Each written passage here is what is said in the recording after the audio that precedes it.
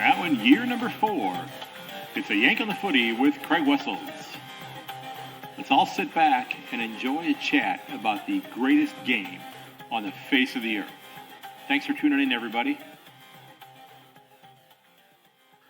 Hello, everyone, and welcome to episode 243 of A Yank on the Footy. I'm Craig Wessels, coming from Sandusky, Ohio, and spring is right around the corner here. Unfortunately, we live on a really long block because winter is still hanging on.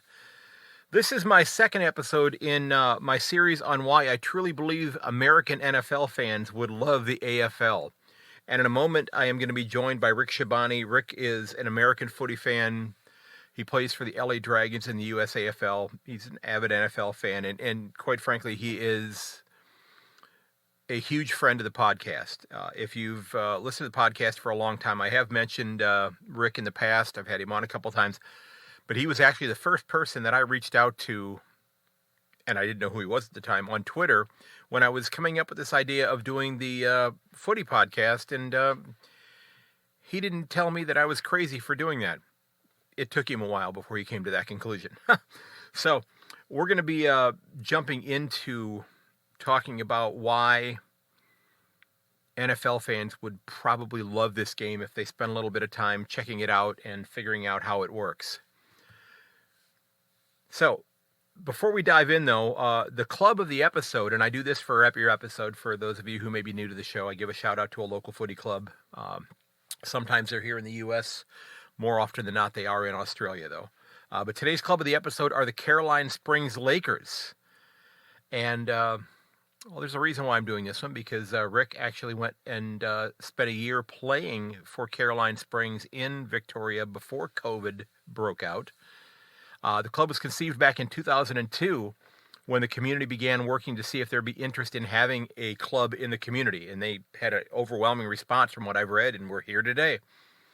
They've got 12 teams from under 9 all the way up through seniors on both the men's and women's sides, while also running an Auskick program.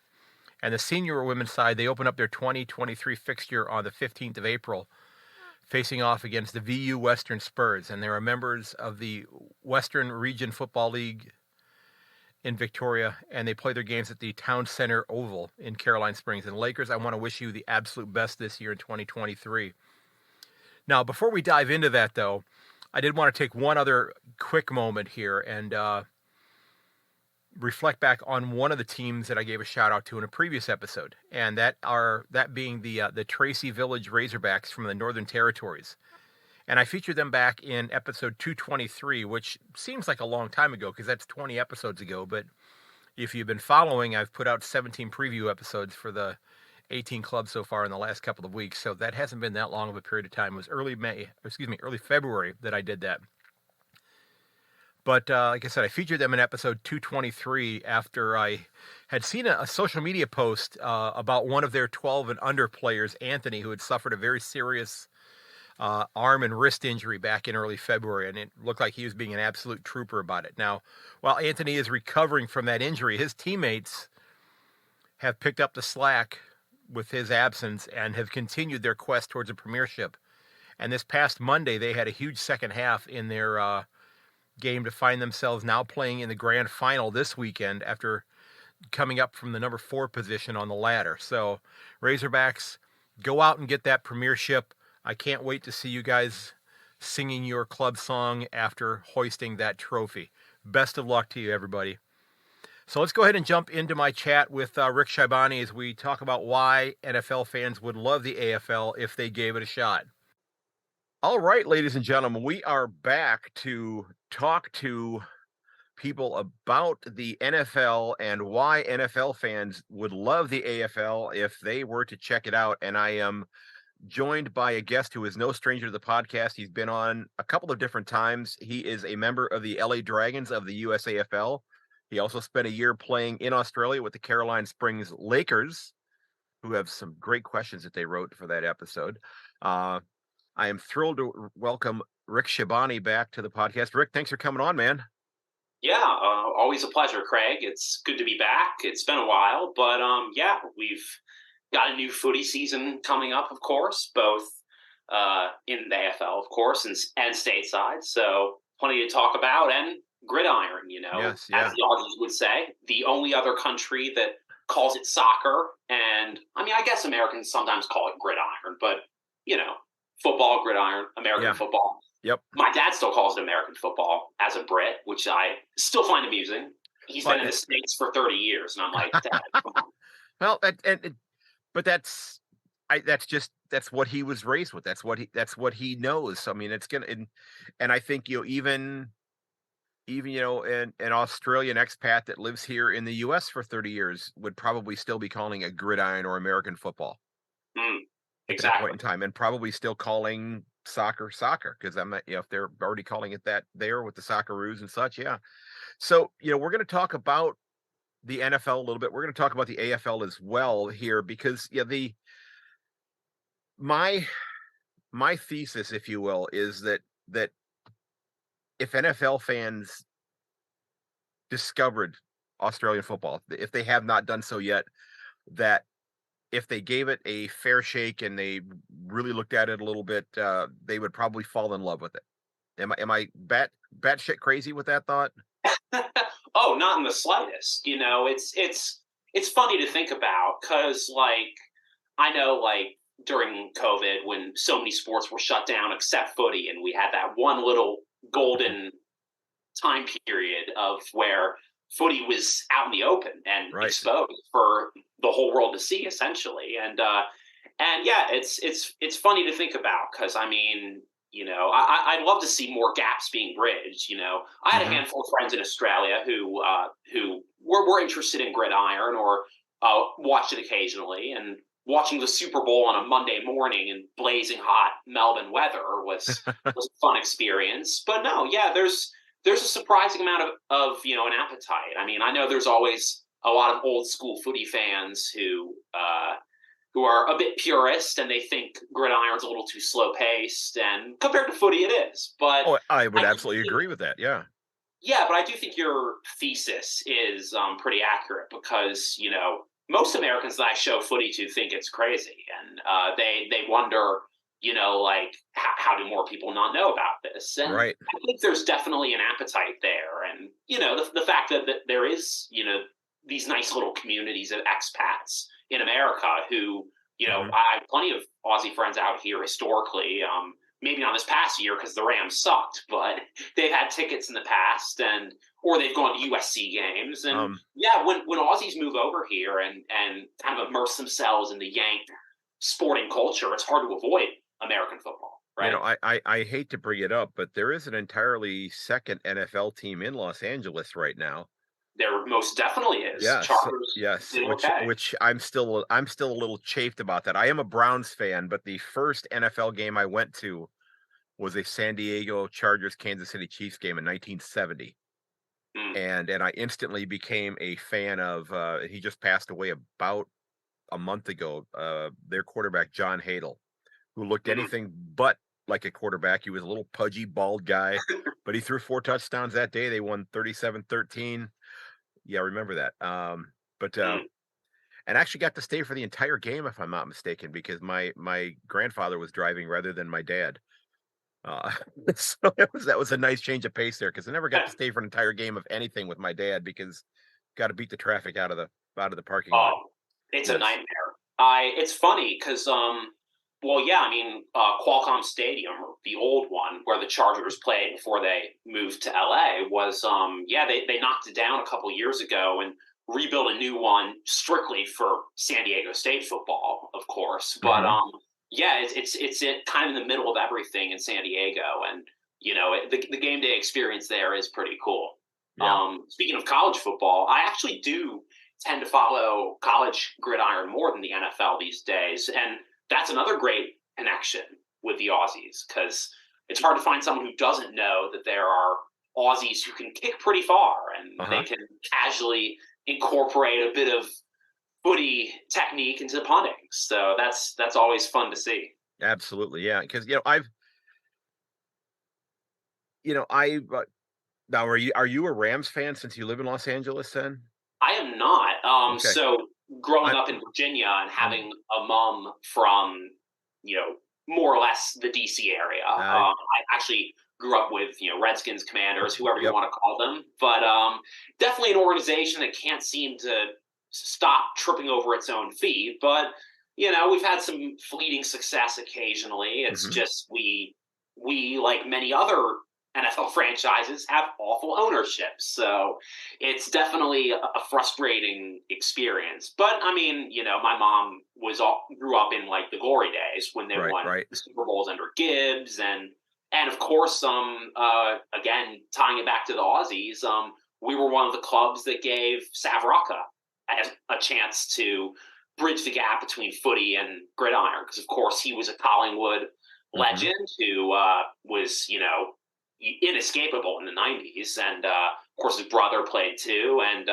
they both tried the NFL, but Sav was a bit more successful, if I'm not mistaken. So yeah, he played for the Redskins at the time and the Eagles. So he was one of the guys who first really made an impact as an Aussie playing pro gridiron, because for so many years it just didn't really happen. Yeah, you're right.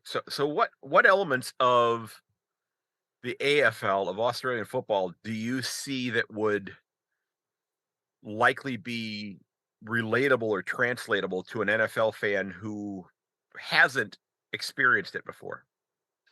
Well, I think it's just the atmosphere, the passion of the fans. Like, I mean, footy's unique in that way.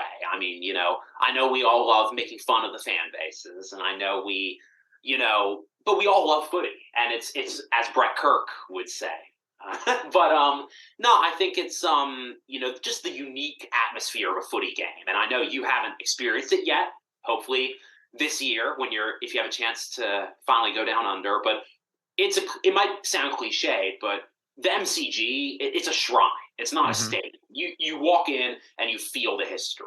It's incredible to think about. My dad, who again is a Brit and obviously grew up familiar with cricket, he didn't, until I told him, he didn't make the connection that the MCG was as important to footy as it is to cricket. But getting distracted, NFL, I think NFL fans, they can relate to that. They can relate to the passion that everyone has for their club. They can relate to, the thrill of being at a grand final or being at a Super Bowl and, breaking down bawling because their team finally snapped a streak. Like, Sydney Swans, of course, famously did that in 2005, 72 years, something like that.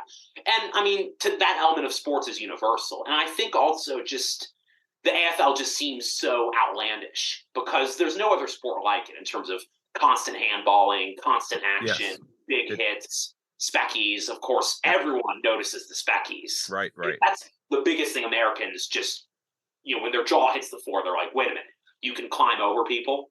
Yes. Yeah. So, I mean, I've shown, and I don't know if you have one of these, but I have a doc somewhere in my files online on Drive that has 8 or 10 different YouTube videos at the ready to click on and and say, hey, watch this one, check this one out. So I don't know if I'm too much of a fanboy by doing that way or not. But I mean, I've shown the big hits clips to my students and the ones with the greatest top 50 marks or the best mark of the last 20 years and such. And it's especially the kids who do play football, that play gridiron football at the school. Their eyes get big like saucers when they see what these guys are capable of, and when they see the size of the ground compared to a gridiron field, they're shocked by how big it is compared to what they play on. Right. And again, I think that shock and awe kind of translates a little bit again to the Aussie punters, because when a punter goes viral for 76 yards, who is it? It's an Aussie 99% of the time. They've won I think it's 5 of the last 7 Ray Guy awards in college football. For those who don't know, that's best punter in the nation, of course. And I think, again, it's amazing to see that, of course, and to see the skills translate. But so many Americans don't have that reference point. Like, they've never seen an actual Aussie take a torpedo with a Sharon from back in the 80s. So I think, it's inevitably a little bit lost in translation. But again, there's that interest that sparked, and people can go home and be like, why are Aussies so good at this one specific kick? And sooner or later, a quick Google search later, they'll probably find footy. Yeah, that's true. But unfortunately, I don't think we have nearly enough people who are that inquisitive. So Yeah, so I how think do we are kind of creatures of habit, yeah, just as Americans in sports in general. It's right, always right. football, baseball, basketball, the logical ones. The ones Yeah, that you're used to growing up. yeah. Even. So, And and if you're an NFL fan listening to this, and again, I'm hoping to get this in front of as many different NFL fans as possible. I fell in love with this game about it's been almost 7 years ago now. And Rick, you've been playing how long?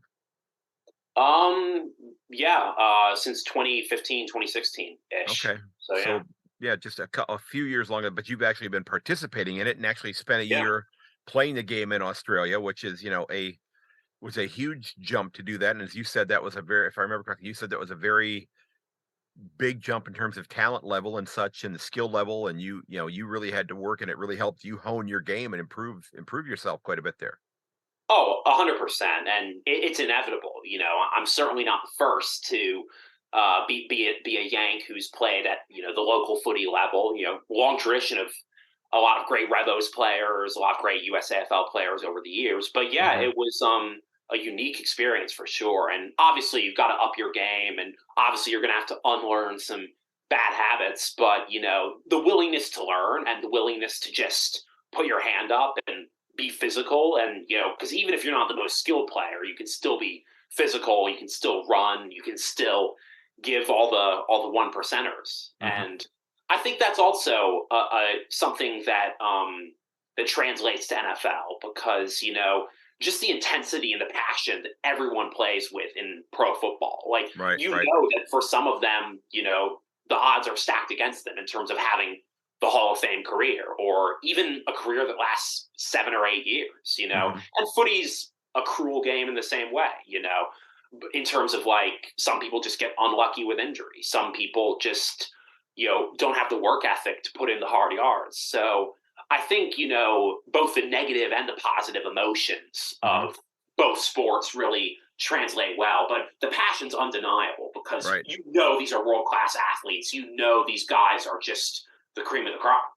I So think I think they're at the zenith of mm, athletes. I think I mean, just with the running that that they're doing and just the distances that they're covering and just the yeah, stop and go, change of directions, all the different skills that they have to incorporate in the game is something that, as we saw with the 49ers game this past week or the week, yeah, this past week, not everybody on the team can throw a ball. yeah, and again, when injuries strike, they frequently strike very hard. But Yes. you want to Yeah. talk about being unlucky with injuries, ladies and gentlemen, the San Francisco 49ers. That Quarter, was their brutal to quarterback watch. room. Yeah. Their And, quarterback and room. especially that, like, I mean, the Purdy injury didn't look that bad at first, but he's going to have to do the equivalent of Tommy John surgery for Yeah. football. So Yeah. best So best wishes to him. That's a rough surgery and a rough recovery. yeah, So he may I don't know. They talked about 6 months. I would be mm. shocked. I would be shocked if he played this next year because it's They said in there's baseball. I heard on the Pat McAfee show the other day, I think it was Pat McAfee, that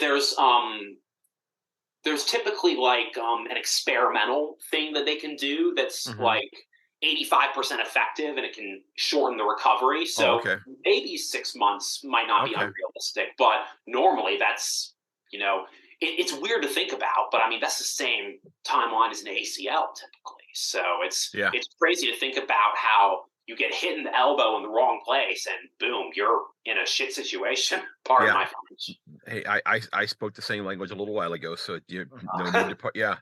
So Yeah. we've got this game that we both love, and I don't watch a lot of NFL anymore. I mean, I'll watch the Browns play because I guess I'm a masochist. I'll watch Ohio State play because they're kind of the local team, and I'll usually watch the Naval Academy's team play. Hmm. But I don't watch a lot of. Yeah, I'm not somebody who is glued to the Sunday night game, the Monday night game, the Thursday night game, and the ones trying to find places to watch all this stuff on the NFL Sunday Ticket. But I Yeah, am watching all of the footy. I exactly. and I think that it fits so nicely here in the United States. If you're not a baseball fan, if you're an NFL fan, if you're a gridiron or a college football fan, footy is something that I think is just a natural progression. If you're not a baseball fan, because it fits right into it's almost like, Hmm.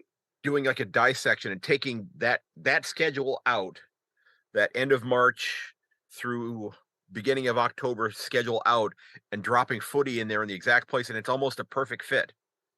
Right. Yeah. And it's It really is, and I think that was that was another thing that was convenient for me when I first started watching and Mhm. playing footy. I think yeah, it was definitely, yeah, it's an easy transition to kind of switch off your gridiron brain and switch on your footy brain. And Right. thankfully, there's fantasy and super league and super coach and in both sports, or whatever it's called in your sport. There's the equivalent. So Mhm. I did not do fantasy football this past year, thank God. I would never have had the time for it, but Yeah. I do think, yeah, and I do think there's definitely, yeah, like the summer sports calendar. Yeah, again, if you're not a fan of baseball, it's pretty dry in the northern hemisphere summer. Right. Right. If you're a Yank, of course. But I think, yeah, it's definitely something that can keep your interest and give you something to explore. So I think the challenge is just, the practical stuff like the time difference and the cost of the Watch AFL app for some people. But, for the fanatics like you and me, Craig, of course, it's Yeah. all worth it. Yeah. So, Well, and hopefully the AFL will get their act together, and Fox Sports here in the States will get their act together and get round one on television here. Yeah, we may not get yeah, every game. We may not get every game, but even for somebody who's a novice, who's just starting to check out the game, like when you first started watching and when I first started watching, sure. we didn't jump right in and become an international member of our club and spend $120 on the Watch AFL app. Yeah. I wouldn't recommend anybody doing that yet. Hmm. But okay, maybe I would, um, but I would strongly suggest if you get a chance to watch, the games on FS1, FS2, or if you happen to have Fox Soccer Plus, DVR them. And Definitely. don't you know if you want to stay up and watch the game that starts at 2 o'clock in the morning, go for it. But if you want to watch it at noon the next day or whatever the following evening, and just to see what the game is all about, I would strongly encourage you to do that, because I think it's the greatest game on the planet. But it's also one that does not get marketed here very well, and this is a massive Yeah. market for the game. So that was kind of where I wanted to go next. And I've argued that if we could get 1% of the U.S. population interested in this game, that's 10% of Australia's population, Most definitely. roughly.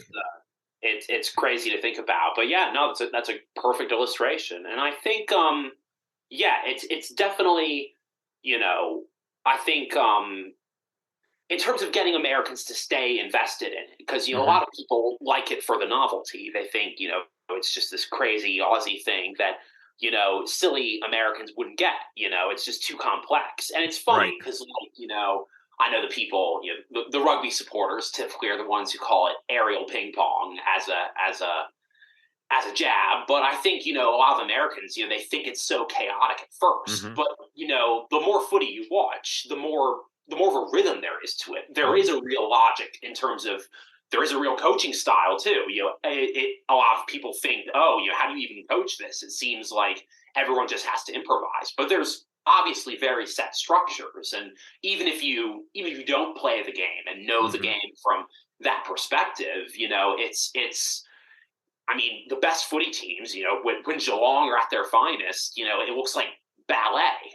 It's just there's a rhythm to it. There's just such, you can feel it through the crowd. You can feel the momentum building when they're really clicking. And I think that's the same thing as watching an air raid offense. Watching Right. Pat Right. Mahomes really Yeah. hit his stride on the gridiron. And I, again, those are the universal moments where even if you've never seen a footy game before, or even if hmm. you've never seen a gridiron game before, you can feel the energy. And that's something that, brings people together, and Right. that's the camaraderie that people remember about their sports teams, and that's the thing that can, something you can hang your hat on when, when life happens, and you can just get around the fans and get around a sport that everyone loves. Well, I would argue, I would even say that it is a beautiful game. And Oh, I don't, absolutely. and I don't, and just because, and I don't mean like, yeah, I guess there is some pageantry involved with it, but it's, there's a lot, I think in many ways, the pageantry about the game itself is, is much more reserved than, say, the NFL. Maybe Hmm. proper might be, and maybe that still is kind of the influence of, the whole, Yeah. being part of the realm, if you will. Um, I think that's the right word for it. I may get some hate mail about that, but um, Sure. but it is just, it's a beautiful game, and when it's played, when it's played well, I just I get lost in it, and it's just whether whether it's the men's comp, the women's comp, um, which again, if you're here in the U.S., yes, there is a women's league that's been going on now for There is 8 or 9 seasons now. close to Maybe it I think maybe in it's some eight form eight or other. seasons coming up here pretty soon. Yeah. So, and Yeah. it's been improving every single year. So let me ask I you mean, this. you love seeing the ladies give it a crack. It's awesome. But Yeah. yeah, and I think and I like what you're saying there. It is a beautiful game. All due respect to the late Mr. Pele, but there is something beautiful about footy, and I think one thing that's a little bit hard to describe, and I guess I kind of see it more coming from the American perspective, because being surrounded by the NFL, the NBA, MLB, all these leagues that no question they're bigger than they've ever been, but they're Hmm. also as corporate as they've ever been. And I think there's a charming old school vibe to footy where the traditions matter, and people can still like the grandparent fans, they can still remember the flag from the 50s or 60s, Right. Right. and because it's such a uniquely Australian game, and it's such a grassroots game as well. Like, I mean, we have that in football too, being grassroots, but it's not the same. And I think, Right. and again, of course, we don't have a gigantic network of local footy like they do in Australia. So I think, but yeah, there's something it's hard to describe, but there's definitely a charming old school vibe to footy. And I know there's too many rule changes. I know some people might, at the risk of getting too controversial, some people might, not like a certain politically correct take that the AFL it chooses to take. But Uh-huh. I mean, footy is still such a fun game. It's such a Hmm. pure game because it's all about effort. Size doesn't matter. Gender doesn't matter. Race doesn't matter. You just have to run hard. You have Right. to Right. play your guts out. You have to run your guts out. You have to be there for your teammate, have his back, literally. And I Yeah. reckon, again, those are all universal lessons in sports, Yeah. but the bonds that you forge in footy, those are special. And I definitely have a unique vibe with my footy friends in Australia, my footy friends in LA compared to everybody else. And Hmm. that's Yeah. not me playing favorites. It's just, it's hard to describe unless you know the culture around footy. And it always helps when your culture is surrounded by great human beings. And I've been very lucky and blessed to be surrounded by people in LA and in Melbourne when I played Hmm. there who are just quality humans, people who they're good people, they're good community people. So I think that's something that's missing in the NFL these days. I think if you're looking for the charm and simplicity of a sport that's relatively untouched by some of the stuff that like in your case, some of the stuff that causes you to walk away from baseball or Right. watching Right. NFL regularly. I think Yeah. there are some positives there that Yeah. NFL fans, and it's not to say that everyone's jaded, but there's plenty of people out there who might not watch it as much as they used to, and I'm one of them sometimes. But I think the AFL has the ability to really hook people and keep their interest, because Hmm. not only is it the excitement from a Yank perspective of learning all about a brand new sport and devouring this information just like you and I do, but I think it's also just the unique things that make footy feel special. Right, right. And it's, and again, since this episode is kind of geared towards, people who are maybe going to be coming into watching the game, one of the things is that, sports here in the United States, that to me, that relationship between the team and the fans is nothing like the relationship between the club and the supporters in Australia. I mean, I think from what I have been able to gather and from what I've seen, there's a genuine love affair that goes on between the supporters of clubs and the clubs in Australia. And there's also, from what I've been able to gather, so many more opportunities for you to actually interact with the people that are part of the club. Oh, no Yeah, question. yeah, I mean, shoot, my mate Anthony Malici, back in Melbourne, his mom Mary, shout out to her as well. She's a hardcore Dogs fan, like even more so than Frode. Sorry, Frode, you're not the biggest Bulldog supporter in the world. You like to think so, but Mary Malici, like every year she gets a new selfie with the Bonds and puts it on Facebook. It's crazy. Like, again, yeah, that's something you can get in the AFL that you wouldn't get yeah. in the NFL. Have I mean, guys just hang around after a win, even though they're completely exhausted, and just spend some right. time with the fans who make the atmosphere special. You live in Los Angeles. I'm gonna guess. Yes, I know it's a big city, but I'm gonna guess that there will never come a time where you're going to walk into the 7-Eleven because you needed to get a Slurpee or you needed to pick up something, and LeBron is going to be on the phone with his wife going, honey, can you pick up a gallon of milk? We're all out of it. That is never going to happen because in sport here in the US, the athletes, and I'm not begrudging them. I think you get every penny you possibly can, but the athletes in sport here in America, for the most part, have been priced out of the orbit that we are in. Sure. But in Australia, you may run into still somebody that plays on your favorite club. As I mentioned on other episodes, there's a gentleman in Adelaide who lives right near the Port Adelaide training ground, and he's gone to the same coffee shop that their senior coach Ken Hinckley's gone to for years, and it's been a situation where on a Monday, if the club has won, he's bought the senior coach's coffee, and if they've lost, the senior coach has bought him his coffee. It's just kind of this symbiotic thing that's happened for several years. So That's it's incredible. yeah, it's just it's just cool. It's funny because, like, the irony is that the population of Australia is, only it's smaller than California, I think the disconnect, like, Mhm.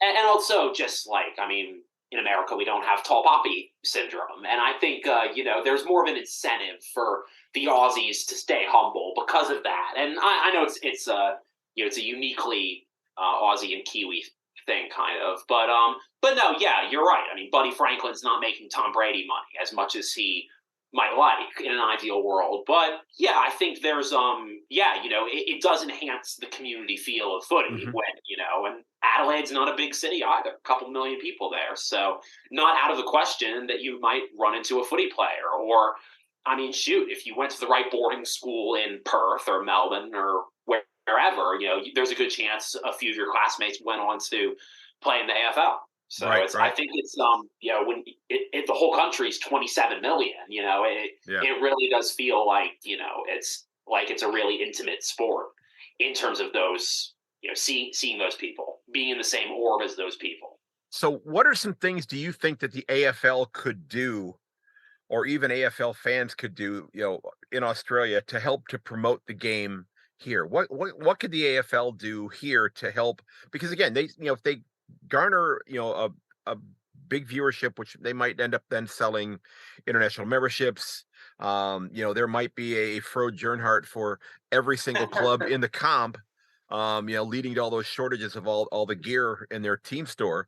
But that money could get channeled into the youth leagues, in the city, the local clubs. It could get into, help boost tourism, could help with researching player health and that type of thing. There's so many things that this could go towards, that if they were to do it. So what do you think are some of the things that they could do to actually try to grow the game here? Yeah, well, you already kind of touched on it, didn't you, Craig? Like with Fox Sports, the media deal. I know, with I don't even know if McLaughlin's ever going to step down at this rate. I still don't think he has officially, but but no, I know last year there was he was visiting LA, he was visiting a few other big media markets in the States, presumably to negotiate some type of mega deal. I know that was the rumor, but yeah, getting that done ASAP and providing a consistent avenue to, like you said, DVR game if you're not staying up to the wee hours, all that good stuff. So I think a media deal is huge.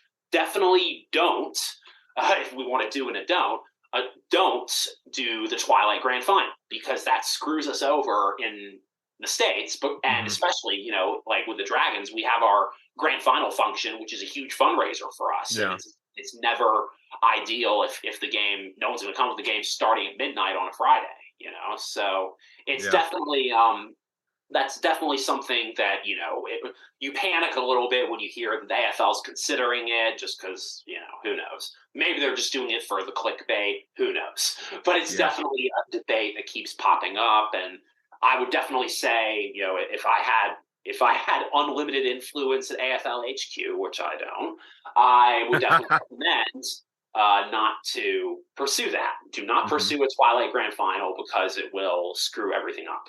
Okay.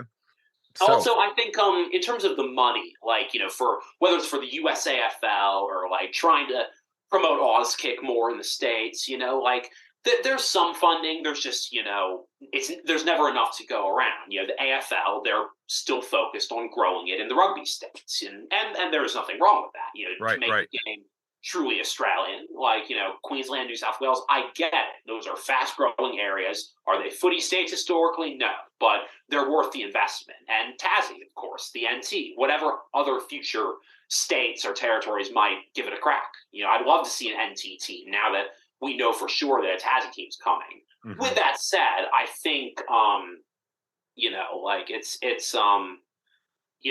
there's, the AFL is focused on the AFL. And they're focused on growing the game domestically. And any international spending on the other leagues, if I'm not mistaken, they've still got to help out Fiji and PNG and Ireland and New Zealand and all those other teams that are going to be at the International Cup competing against the Rebels. They've got their own leagues, and it's been growing well in a lot of countries, as anyone who follows the World Footy group on Facebook knows. Shout out to Troy Thompson. But it's definitely... Yeah, the AFL is very inwardly focused, and that's doubly true for the footy media. When the International Cup is in Melbourne, they might get a footnote on the third page of the Herald Sun.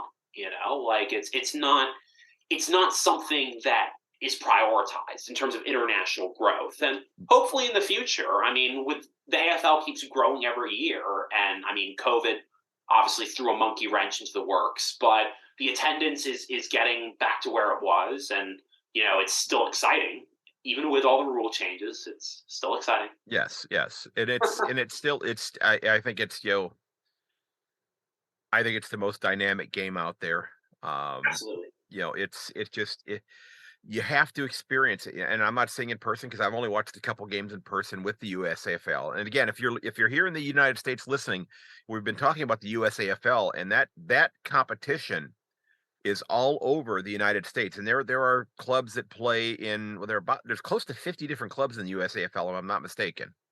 Yeah, right around 50.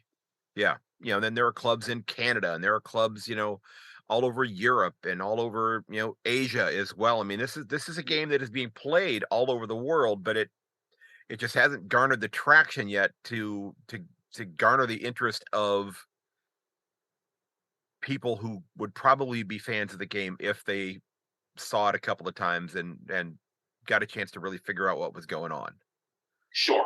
And there's definitely truth to that. There's very much truth to that. I think, it's and again, it's something where, if there's a club in your area, even as a supporter, come down and watch. Like it's always, whether it's a tournament in USAFL or if it's just, elsewhere around the world. There's footy clubs all over the place, and the more you research it, the more you realize, wow, seeing an Aussie game go global.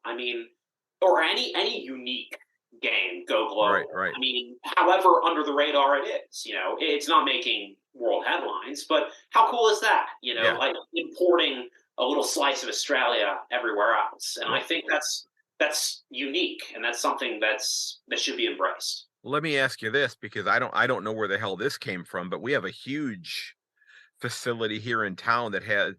Where did the axe throwing stuff here in the States come from? That's just it is just taken over. It's been taken off, and we've got a place in town here about 8 blocks from my house, and I've not been there because I don't want to go hang out with my family with giving them sharp objects. But but supposedly they have like 500 different beers on tap at this place.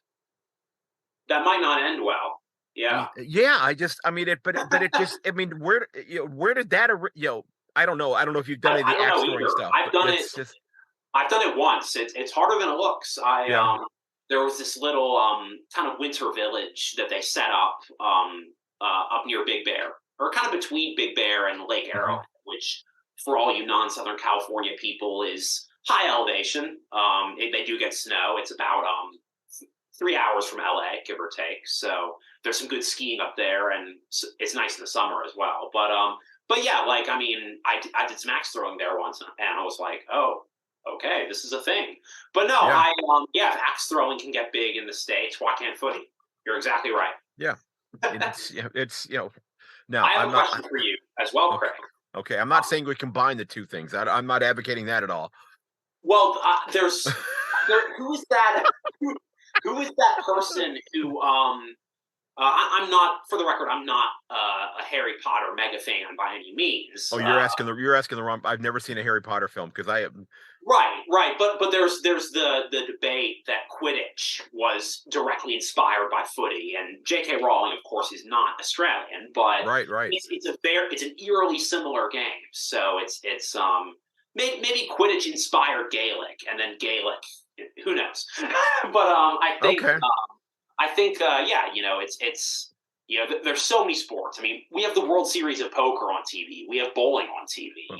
We put footy on TV. Yeah, we get instead of watching footy, we get 20-year-old coverage of the World Series of Poker. It's weird. It's just it's just give us something fresh. And I know you said you had a question for me, but the one thing I think that they could do, and I can't think of a better person to work on creating this, and whether it's behind the scenes or whatever the case may be, is having a weekly highlight show about the AFL that was on FS1 or FS2, where they talked about, they showed highlights of the previous week's games, and they maybe previewed a couple of the games that were going to be on television here in the US, and put it on at like 8 or 9 o'clock in the evening. Yeah. Instead of the 20-year-old poker tournament, or the lumberjacks on bicycles, or whatever the hell they happen to have on. It's just let me be in charge for a day. But I maybe they come to you for that gig and say, hey, you want to work as part of the production team for this. I don't know. Who knows? But I do. But yeah, I do have a question for you in terms of looking to the future, and again tying both NFL and AFL to this. In the next decade, what is more likely? An AFL game being played for points in the States, on the West Coast, of course, because of the time, or an NFL game being played down under? Which is more likely in the next decade? Part of me thinks that I would like to say it'd be the AFL game, because they were supposed to have been one already, because SN and GWS were supposed to play here back in 2020, I think. That was right when COVID was happening. Yeah, we all know what happened in 2020, and it was Kevin Sheedy's brainchild. He's always been a huge supporter of spreading the game overseas. And now there's somebody I should try to get on the show to talk about this. And you know what? Yeah. I know somebody who I think probably knows him and might be able to put me in touch. Oh, we have like 15 mutual friends on Facebook. It's hilarious. He'll occasionally pop up in my suggested feed. Yes. Yeah. But no, like that's his brainchild. Obviously Essendon, GWS, the clubs he coached, being able to, obviously the logistical concern is getting a stadium and getting a good turnout for it to be financially viable, because it's freaking expensive to stage any footy game. I know they tried an Anzac game in New Zealand. Port Adelaide tried China for a few years, but that's a huge money pit that a lot of people aren't willing to go down. So they'd have to do it right with the stadium, with the capacity, and obviously getting the word out in the States so that it won't just be an entirely Aussie crowd, that Americans will rock up and be like, oh, what's this? This is actually amazing. Why don't we have it here? Mm-hmm. As for the NFL down under, I mean, it's tempting to say that could happen sooner rather than later too. I think it could also. It's because there is because the NFL is huge in Australia. It's getting there, yeah. It is getting there. I think, and yeah, again, it's tempting. I mean, we've had Mexico City, we've had London, this past year we had Germany games in the NFL. I mean, granted, they made sure that Tom Brady was playing because even everybody in Germany knows who Tom Brady is. But I think, I think there's definitely, there's good outreach by the NFL in terms of the London games sell out within the hour these days, and I think the bigger problem with bringing it to Australia, it's not that there wouldn't be a fan turnout. I know they tried college games in Sydney once or twice about 5 or 10 years ago, but then stadium issues came up in Sydney. That's the big thing. Brisbane and Sydney are the only places that would have rectangular stadiums that would have enough capacity, 50, 60K for an NFL game. And again, given that you would need it to be a sellout in order to make it viable from a dollars and cents perspective, you'd have to do it right. So, or from an optics standpoint. Oh, of course. Or from optics, because you don't want the stadium to look empty when you're no kidding. There. Yeah. And also, I mean, logistically, again, you'd have to make sure that you do it right. And of course, also, the players you have to have a bye week either before or after, because that travel would be a grind. I've made the nonstop flight. It's from LA to Melbourne nonstop is about 15 hours, and it is absolute slog. So that would be a big issue as well in terms of you'd have to arrange it. Again, NFL or AFL, you'd have to arrange it right before or right after a bye week just to account for the insane logistics. And it's automatically a short week. It would automatically be a short week just because, you lose a day on the way back and you gain a day going there. So, there's a lot of logistics, but it could be done. It's just a question of. I think that I think that the NFL might find themselves wanting to possibly play maybe a preseason game there, where they have a little bit more time to fiddle around with in terms of getting the club back, getting them reestablished here, getting their body clocks back right before the season starts. I think that's a great idea to some extent. I think the problem is that, again, speaking of both sports simultaneously, with AFL, I think you have more chance for an instant hit. It's preseason footy, but, brand new sport to these Yanks. They're going to enjoy it regardless, as opposed to, let's be honest, preseason NFL is unwatchable most of the time and will put an Aussie Fair audience. Fair enough. I think that would work better in the AFL context here in the States as opposed to vice versa. That's probably true. That's true because especially you don't want it to be the third week of preseason where none of the starters are playing or anything like that. Yeah, or actually they usually do play a little bit in the third, but yeah, it's I don't know. I just hope that they realize that this is a somewhat of an untapped. Or maybe not untapped, but not tapped enough marketplace. Yeah. I don't want to say untapped because they did some things back in 2020 when they had Eddie McGuire doing the show on Sirius XM and they were rebroadcasting games on the Dan Patrick channel. And I don't think that continued. I don't think it did either. But that's a creative idea, and I think speaking of guys like Dan Patrick, I mentioned Pat McAfee earlier. He's promoted footy. I'm pretty sure he has a signed Mason Cox Guernsey somewhere. He obviously McAfee's a former punter, and he's well aware of the Aussie phenomenon in punting. So I think having someone like that, given what an audience he has, having him go viral talking about footy, even if I remember correctly, his terminology wasn't always great. Still don't think he knows exactly what a mark is and how you can play on or just kick. But still, I mean, like someone like him has a huge audience, and mostly on places like YouTube or Instagram, where it can rack up views very, very quickly. So I think those are things that can be tapped into as well. I would love to help him figure some of those things out, but I am still blocked by him on Twitter. Still don't have a clue how that happened. I still have no clue how that happened, but figure it did. Yeah. But no, I think I think there's definitely the crossover potential in terms of, again, a media rights deal is a huge thing. Having the grand final at a time where it's better for the overseas market is definitely something that to reiterate that, I think it's really important. So. And while I like that, I think we also have to keep in mind that when it comes to the grand final, we are not the target audience at that point in time. Of course not. Yes, I mean that's kind of us. That's in a way that's kind of us saying, see us, we're Americans. It should be the way we want it. And we sometimes we have to go. Yeah, you can't. Oh, I don't want to say this. You can't always get what you want, but who sang that song? Oh, was it the Stones? Yeah, that's right. Yeah, I definitely and I think also, like, in terms of the way, and I think this might become a trend. Like sports is so analytics focused these days, right? Mm-hmm.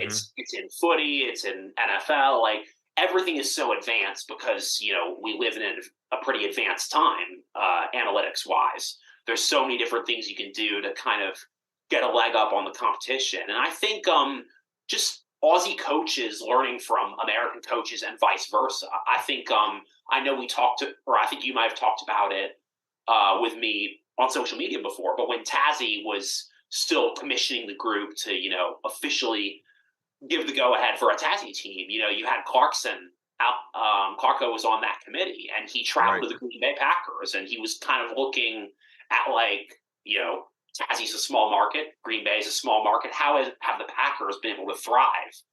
And, of course, they have a unique ownership model. They've survived in an era that should have squished them like bugs from a market standpoint. Like the place where I went to college is the size of Green Bay, like 100,000, 110,000 people. It's by far the tiniest NFL market, and by extension, Tassie is going to be in a similar boat. But I think those are the kinds of things that, the more knowledge that can be gained back and forth from coaches in either sport, I think is massive. Absolutely. Yeah. So before we wrap up, I did want to ask you about your footy. So when do the Dragons get started again with their training, or have you already started? Right. Dragons are starting in a little over a month. Thankfully, we got a really good ground. We've had it booked in since the end of last year, actually. So we definitely had some issues with. Put it this way: a city the size of LA should not have so few parks, and even fewer parks that are big enough for footy. So that's been a challenge. Thankfully, we're right by LAX, so whoever's leaving or going can maybe get a nice little aerial view of practice on there you go. Weekday nights. But yeah, Dragons are about to get going again. I'm on the board again this year, helping out with social media and communications, which is, I did that once before, but it's good to be involved again. And I'm definitely looking forward to the season. We should have some guys coming back. Unfortunately, we are losing a couple of guys who are heading back to Australia, but there's definitely a lot of talent. There's definitely the desire to get better. We hosted nationals last year. Honestly, didn't do that well. So we're definitely motivated to have a bigger off season and get fitter as a group. And I think we're definitely, the schedule's out. I think we're definitely in a good position. We also have some exciting stuff coming up in terms of, just the branding and the social media stuff. So stay tuned for that. I'm excited to be part of it. But yeah, training's starting soon. Good. We know what the schedule is going to be for the most part. Western Regionals is up in Seattle this year, and we got Nationals in Florida again. So hope you can make it down. I know it's never a good time with school and all, but it does fall around Columbus Day weekend. So maybe you can try to see if I can get a day book off. a quick flight. No, I know that I believe the Midwest regionals this year in Columbus. I Oh, think really? I think so. So They've got some great players so there. I do play if that's the case, I do plan if even if it's in Cincinnati, I do plan on going to that and spending the weekend there, Yeah, absolutely. and getting to see You as much as I went can. to you saw Cincinnati play Columbus last year, right? Cincinnati, 2 years ago. Cincinnati, Columbus, Nashville was there, Indianapolis was there. Nice. Yeah, and there was a young man that was playing for the Nashville team who now plays for the New England Patriots. No kidding. Yeah, who was just, I mean, he's a tight end for them. Wow. Named Matt, I think it's his last name's Sokol, Sokol, and he was a tight end at Michigan State, and No kidding. he was about 6'6", Wow. and he was phenomenal, Oh, I'm sure. absolutely phenomenal. Yeah, How crazy is that to think about? I yeah. think, no, yeah, like in terms of transferring those skills. Like I was talking with Khalil Sample a few weeks ago when we Hmm. were. I was like, hypothetically, like what NFL athletes or what NBA athletes you think, given the right training and everything else, of course, would be the most athletically suited for footy. Imagine someone like Trevor Lawrence playing center half forward, 6'6", phenomenal strength. That'd be crazy to think about. Or Kyler Murray as a Kazi Pickett type. Right, I right. think the hypotheticals are so fun to think about because again, the athleticism is, it's a different type of body structure. It's a different type of fitness, but that's the skills are transferable to some degree. I mean, I would think that maybe some of the slot receivers would do pretty well, in the like as your Tyson Stengels and your Kazi Pickett's and your Shea Boltons and that sort of thing. They would probably fill that role admirably. Um, Yeah, yeah. yeah. I So, think, yeah. Again, it's the hypotheticals are always fun. oh yeah, that is a good idea to think about that. So I mean, that's just another way to kind of translate, the skill sets from the NFL to what they see going on there. But yeah, Yeah, we can't always be Pendles and transfer from basketball to footy now, can we? he played basketball. I didn't know about that. I know, right? Yeah. Now, for those of you who were listening and wondering what the hell we're talking about, he just stepped down as the captain of the Collingwood football club, and he's been playing the game now for 15, 16 years now, something like that. Yeah. And every game he still plays, the announcers always seem to reference his background playing basketball. It gets referenced every single game, and it's almost like, I don't drink, but it's almost like the drinking game on. Oh, hey, they said he plays basketball. Take a drink. Uh, in my case, it would be coffee, but Yeah, yeah, no, yeah, every time they mention it, and no, I think, and if I'm not mistaken, he played underage basketball and footy with Matthew Dellavedova, who of course played in the NBA for many years. with the Cavaliers, yeah, and I think he's Yeah, back in Australia. I think he's playing in the NBL now. I think he went back to Australia to he play in is, the isn't he? NBL. Yeah, yep. I tried reaching out to him to get him on the podcast and never heard back from him. Bummer. Oh well. Oh well. You should try Hugh Greenwood. Okay. I'll Yeah, get. I'll, of course he played basketball here in the States for my alma mater's big rival UNM, and every mhm. year he and I were both there. UNM beat NMSU, so his jump shot was great. But and then ironically enough, he moved back to Australia initially for the NBL, and then transitioned back to footy. And then years later when I discovered footy, I'm like, wait, is that the same guy? And when he was at UNM, I knew he was Aussie, but of course I didn't know what footy was at the time. Mhm. So he's another guy who pops up in my suggested friends list Okay. occasionally. Cool. Cool. He's he plays for North Melbourne now, of course. Oh, yeah. So, if you were to, and I know you're not in the advertising aspect of what you do, but if you were to put together like an advertising tagline that Fox Sports would put on, if they would actually advertise that there were games on instead of just putting them on in the middle of the night, hoping people are going to discover them, yeah, what would your tagline be? No, it's not rugby because that's always the question that everyone has to answer first. Okay. Being a footy fan in the States. Okay. Well, I think no. In all seriousness, yeah. I mean, I can't really. That's a good homework assignment to think of a catchy hashtag that could translate to the U.S. audience, but also be like uniquely Aussie. Well, you mentioned the rugby players referring to footy as aerial ping pong, and I think the rugby players are just jealous because they have zero vertical. They Yeah, all they have are giant trapezoids. They just have big shoulders and such. They don't have a vertical. I mean, maybe 2-3 sheets of paper underneath there is about it.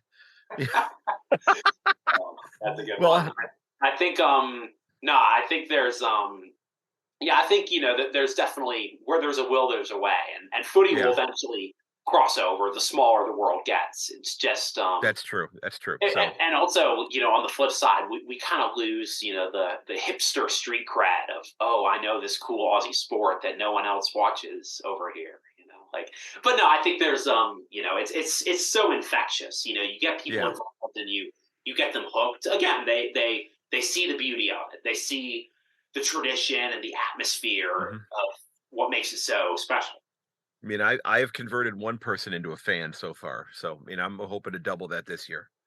There we go. That was the vice principal at your school, right? Yeah, he's the principal now. Yeah, he's an Essendon supporter. Oh, poor guy. Yes, yeah, I know. I didn't tell him about the draft when you converted him.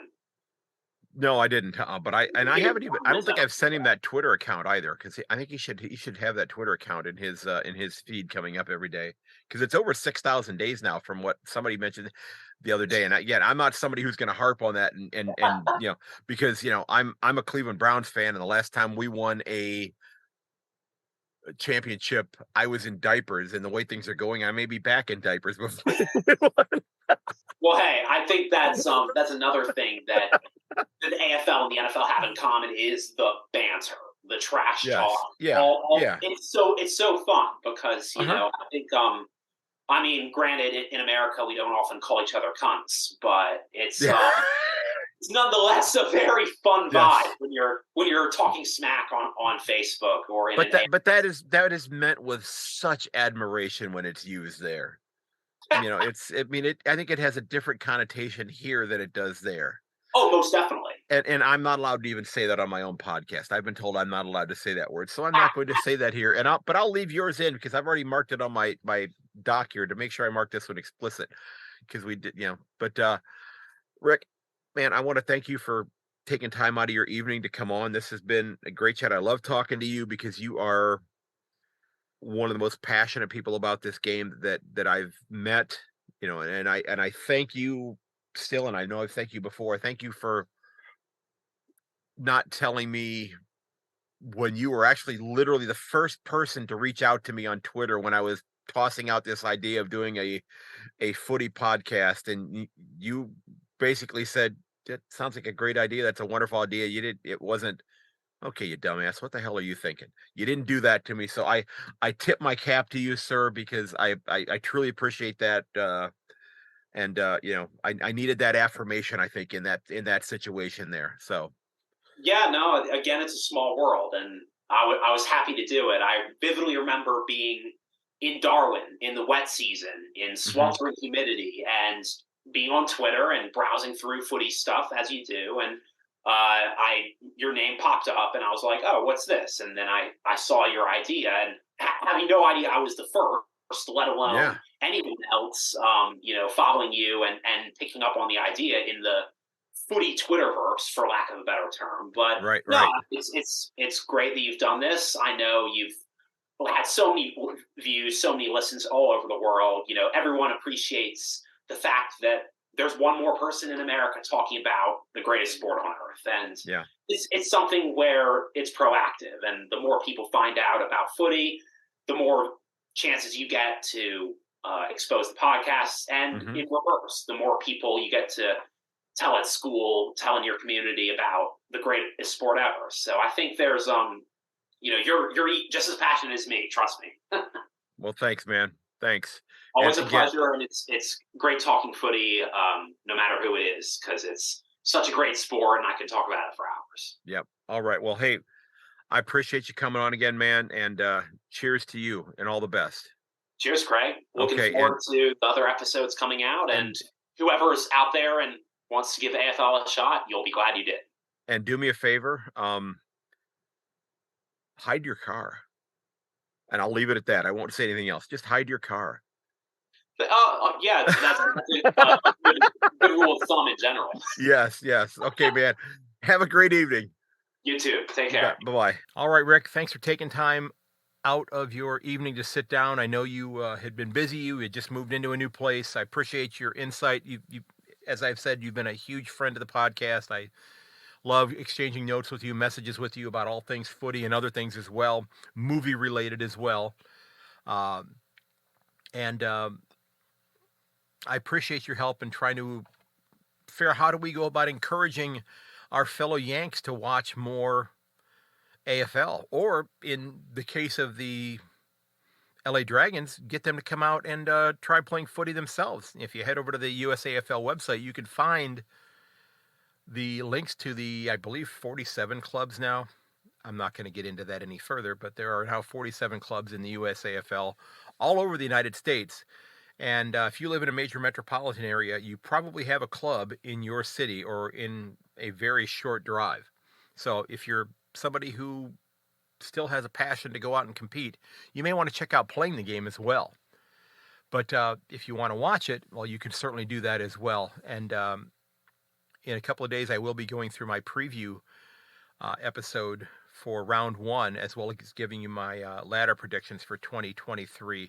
And we'll discuss the games that are going to be televised here in the United States. But you can find all that information on the website afana.com, afana.com, the Australian Football Association of North America. And they do a great job reporting on the game, but they also do a fantastic job of keeping tabs on what games are going to be broadcast on either FS1, FS2, or on the Fox Soccer Plus channel, or a group of channels, I guess, technically.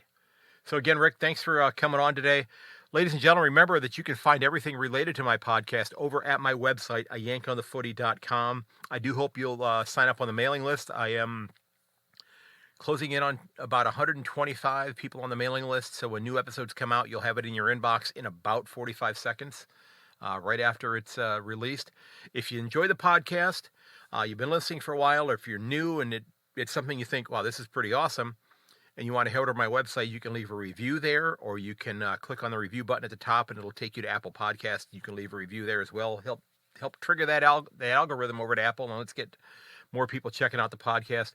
If you want to help out the show as well and keep it up and running, since I'm a one-man operation, you can also click on that Buy Me a Coffee button there if you want to, help to, defray some of the costs of running the podcast. That'd be greatly appreciated. You certainly don't have to do that, but if you do, that would be absolutely awesome. And again, don't hesitate to leave me a note. And all of my socials, you can find links for those over at my website. You can find me on Twitter at Yank_on Facebook at Yank on the Footy Podcast, or Yank on the Footy on Instagram. You can find my name, Craig Wessels, on LinkedIn and on Facebook as well if you want to connect there.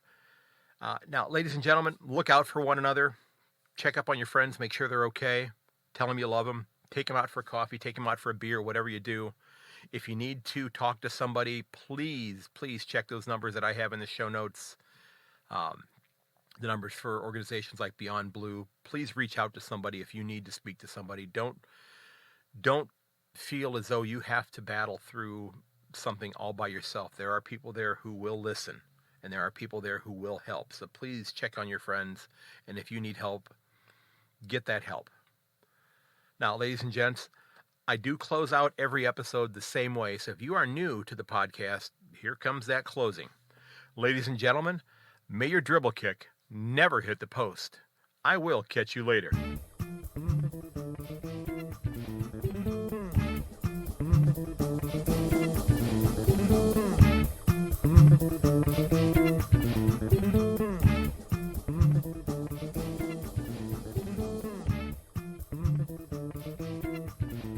This has been episode 243 of A Yank on the Footy. Again, you can reach me at Yank_on Twitter, or to yankonthefooty@gmail.com. You can also find me on Instagram and Facebook at A Yank on the Footy and A Yank on the Footy podcast, respectively.